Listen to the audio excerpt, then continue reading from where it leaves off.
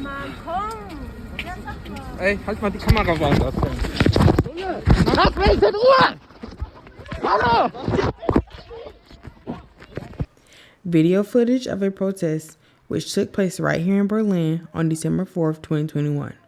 The material was filmed by Julius Schuyler. He is a Berlin-based reporter who works for the Tagesspiegel, focusing on security and extremism. He was about to go home that day when he overheard people talking about attacking a colleague of his, so he started filming. Und in dem Moment ist jemand aus der Gruppe auf mich zugekommen und hat eben entdeckt, dass ich... In that moment, someone from inside the group noticed I was filming and came right at me. He asked me to put away my phone. I replied I won't do so. Then he went back into the group and came at me a second time. Und hat mir dann das Handy aus der Hand geraubt, muss man eigentlich sagen. He grabbed my phone from me aggressively. He left with other people, and shortly thereafter, a fight ensued, after which I luckily was able to retrieve my phone. Handgemenge auf der Straße, folgedessen ich mir das Handy tatsächlich wiederholen konnte. Schuyler mentioned that the police got involved quickly to manage the situation.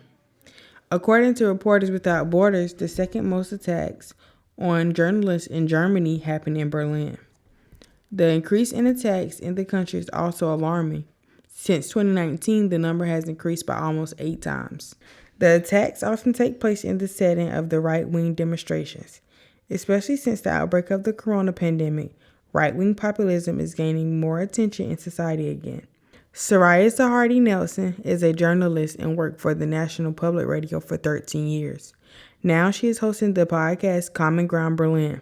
She knows that the reasons for the emergence of right-wing populism are similar in Germany and the U.S. I think that a lot of them are the same reasons. I think part of it is fear about, can I afford to pay or to buy a house? Can I afford to take care of my children or send them to college? What does the future look like? Are we safe? If you go down to the basics, it really is just people wanting to feel good about, wanting to feel free, wanting to feel they're in control of their lives, wanting to be able to provide for their children, and not feeling that their governments are answering to them. Whether it's in the U.S. or whether it's in Germany, people just don't feel that their elected representatives are actually doing anything for them, even if it's not true. But that is what the right-wing populists play on. Because of that, people started organizing events to show their discontent.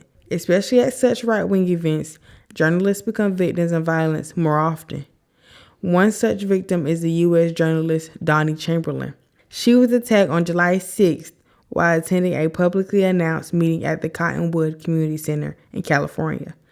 The so-called Meeting for Patriots was organized by the leader of the local militia, Jesse Lane. So I arrived probably a minute and a half. I made it there before Jesse Lane ordered me out. It just evolved from there. And eventually this one guy, he's one of the, quote, patriots. He's 6'2", 6'3". He came up to me, ordered me to leave. I refused, and he grabbed my camera, my cell phone camera, and I keep it on a strap around my neck. He yanked it up. When he did that, it snapped my head and neck and snapped it forward. I felt the pain immediately. Chamberlain felt let down by the police as they didn't step in. Nate Gowdy, a Seattle-based photographer, had a different experience after covering the attack on the Capitol on January 6, 2022.